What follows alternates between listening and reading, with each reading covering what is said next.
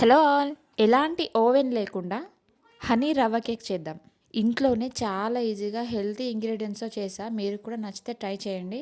దీనికోసం 1/2 కప్ మైదా, 1/2 కప్ రవ్వ, cup sugar powder, 2 spoons of custard powder, వంట soda, 2 spoons of baking powder వేసి బాగా కలుపుకోండి. ఎలాంటి లంప్స్ ఉండకూడదు దీంట్లో.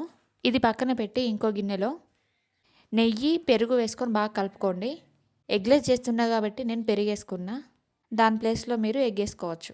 తర్వాత ముందుగా ప్రిపేర్ చేసి పెట్టుకున్న మిశ్రమాన్ని అందులో వేసి బాగా కలుపుకోండి. ఇంకో మందపాటి గిన్నె తీసుకొని దానికి ఇలా నెయ్యి స్ప్రెడ్ చేసుకోండి. దానిపైన మైదాపిండి వేసుకొని మొత్తం స్ప్రెడ్ అయ్యేలాగా ఇలా చేసుకోండి. దీనివల్ల కేక్ అనేది గిన్నెకి అడ్డుకోకుండా ఉంటుంది. ఓవెన్ లేకుండా ఇలా బేక్ చేయాలో చూద్దాం. ఇప్పుడు స్టవ్ మీద పెద్ద గిన్నె పెట్టుకోండి.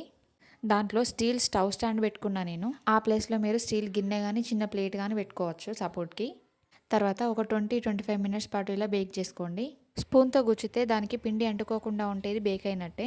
తర్వాత హనీ కేక్ కోసం ముందుగా ఇలా ఫోర్క్తో గుచ్చుకోండి మధ్య మధ్యలో. చిన్న గిన్నెలో కొన్ని వాటర్ పోసుకోండి. అవి వేడయ్యాక కొంచెం హనీ వేసుకొని బాగా కలుపుకోండి. ఇప్పుడు మనకి హనీ సిరప్ రెడీ అవుతుంది.